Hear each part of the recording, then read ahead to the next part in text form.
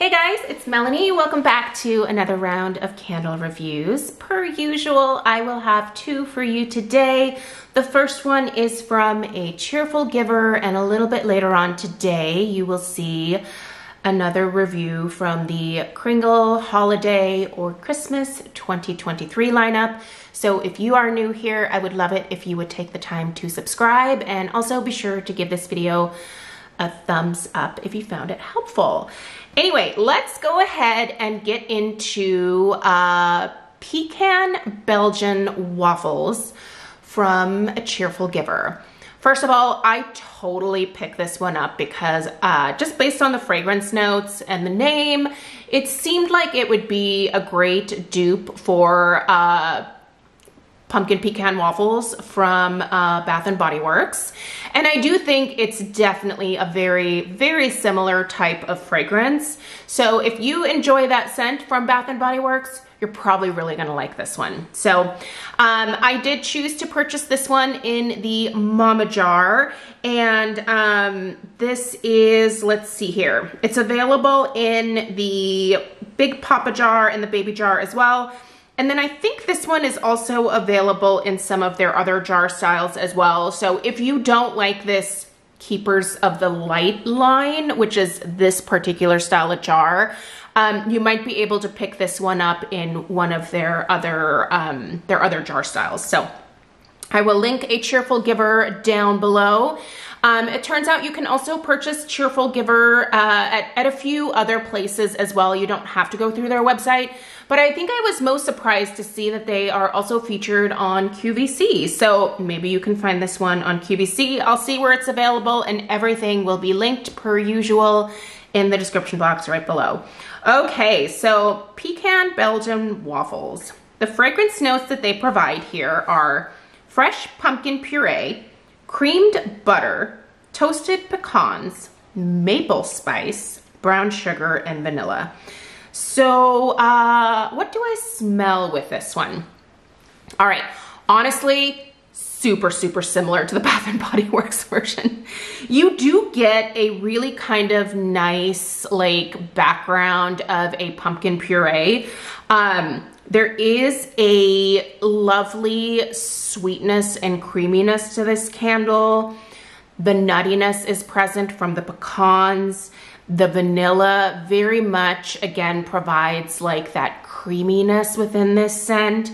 And the brown sugar and that maple spice definitely do a beautiful job of helping this become like pretty much a delicious gourmand scent. This smells quite edible to my nose. I will say that the like waffle note isn't something that I necessarily smell per se, but I still think that this is a good name for this scent overall. I really like the sweet nuttiness that's in here. I like the smooth pumpkin puree. And I like the brown sugar being the sweetener, if you will, in this one. I think brown sugar definitely with that molasses note warms things up and just makes it smell just really cozy and autumnal, but also it gives it kind of a holiday vibe to me as well. This is the type of fragrance that personally I like starting in like kind of middle end of September. And I like this one throughout the holidays. I have certainly burned pumpkin pecan waffles, you know, in November and December in the past. And I think this one here can definitely lend itself to a holiday scent as well. I will say the burn on this one has been a little more tough, and I'll show you here in a second what my beef is with this one, because this, out of all of the, well, no, that's not true. The Baby jar of the nutmeg and spice is also kind of giving me a hard time. But this one here, like from the very beginning, it had trouble pulling out completely. I don't have a candle sleeve that fits over this, and honestly, I don't really like the way that tinfoil looks wrapped around a candle, but I did go ahead and wrap some tinfoil around it once, and it did melt completely at that point. But the next time when I lit the candle up, I'd already like tossed that little, you know, tinfoil ball that I created after taking it off. It tunneled again. Now it's just tunneling to one side. So let's go ahead and take a look at that, and then we'll get into the strength and throw here in a second. But I just want you guys to see what I'm dealing with here. So like I mentioned, when I wrap this in tinfoil, at least towards the beginning, I could definitely get this side over here to melt. And it's not that these wicks are like overly off center. They're a little off center, but it's not severe.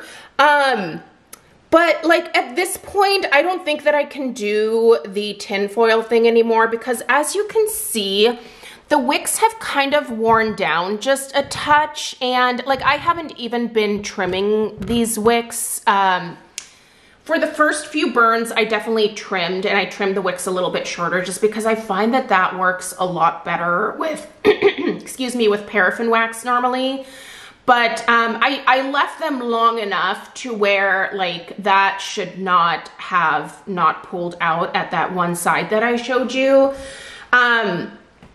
But yeah, at this point, if I were to pull that out, it would flood the wicks, and it would be too much wax, and I don't think that I could get the wicks lit again. So could I dig that out? Probably.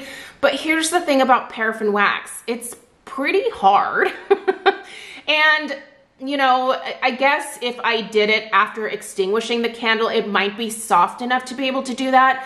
But honestly, I would be afraid to like break the jar somehow. So for me, I'm just gonna kind of leave that chunk on the side there. And what I'm thinking about doing is once this one burns down all the way, I do have one of those like hot plate style warmers that I think I could pop this one on top of to be able to get a little bit life out of that wax that's clinging onto the side there, because it's just gonna continue to tunnel at this point. Like that's not gonna fix itself. You know, that ship sailed, so there's that. But that's really kind of my main beef with this particular candle, is that like from the beginning, it just really wanted to tunnel on me. And unless I was willing to wrap it in tinfoil, it was just gonna keep doing it. But aesthetically, I don't know, I don't like the look of tinfoil. And again, I don't have a candle sleeve that would fit over this. And a lot of my hurricanes are larger in their diameter. And so with a candle of this size, like it would retain a little bit of the heat, but not enough to make a difference to melt this, because I did try that. The hurricane, in the Chester hurricane, it didn't fix it either. So anyway, let's get to strength and throw. Honestly, I feel like I would say a strength of about 5 would be generous with this one. I would put it maybe at like a 4.5, 5. And that has kind of been my norm in terms of like strength and throw, quite frankly, because the throw isn't really much higher either. This is just the problem that I tend to have with paraffin wax. I just don't find that they are as good a performer in terms of strength and throw. I think that soy just gives a little bit better strength and throw. But that being said, it doesn't burn as long as paraffin. And I know a lot of people out there really like the length of time that they get out of their paraffin candles. So if that's you, then, you know, if you would rather have the length of burn over the strength and throw, then the paraffin wax from A Cheerful Giver is probably going to be a really great option for you. But for me, it's definitely not my preferred form of wax. And I don't see myself purchasing like a whole lot from A Cheerful Giver in the future. But like I mentioned before, this particular company was on my list actually for a number of years to test out. So I'm really glad that I finally had the chance to try them for myself, because here's the thing, like everybody, you know, kind of has a different experience with different candles. And it's just interesting to hear how different people perceive certain wax formulations, certain fragrances. And that's one of the things that I really enjoy about watching a lot of candle reviewers here on YouTube. Like, it's just fascinating to see different people's opinions. I'm sure you could definitely find another video that, you know, they absolutely adore the paraffin wax from A Cheerful Giver and they swear by it. So sometimes I think you honestly just kind of have to try stuff yourself, and, you know, sometimes you take a risk, sometimes it works out, and sometimes you're bummed out, but then at least at that point, you know. And honestly, with most candles, if they don't work out for you underneath, or I should say while they're burning, oftentimes you can pop them either into a candle crock or underneath a candle lamp to get some better performance out of them. This one here, this particular size jar, does not fit into my candle crocks. So if you are thinking of getting the Mama, or I think quite frankly the Papa jar, I don't think that it's not going to fit into your crocks that you have, but they do fit very nicely underneath my candle lamps, and they actually perform quite well underneath my candle lamps. I got better strength and throw out of my vanilla and sugar vanilla bean, I think that's what it was called. I got better performance out of that one popping it under my lamp than I did when it was lit. Now this one definitely performs better than that scent when it's lit, even with that chunk of wax off to the side not, you know, getting melted. But yeah, overall, I think for me, I'll probably stick with Bath and Body Works when it comes to this particular type of scent, or better yet, actually, I totally spaced. Kringle. Kringle does have their pumpkin waffles that they came out with, and that is also a very, very similar scent to the Bath and Body Works version. So if you are interested in trying that, you can find that on the Kringle website. But I really like that one. I've already reviewed it. That review is up on my channel. I'll try to remember to link that in the description box down below as well. But this one here, I'm really glad I tried it, and I think I'm gonna be very curious to see if once I put this on one of my like hot plate warmers. It's one of those element warmers that you can buy at, well, I got mine off of Amazon, but I think they also sell them at like Michael's. I'm sure if you go into their like candle section, you might be able to find one there as well.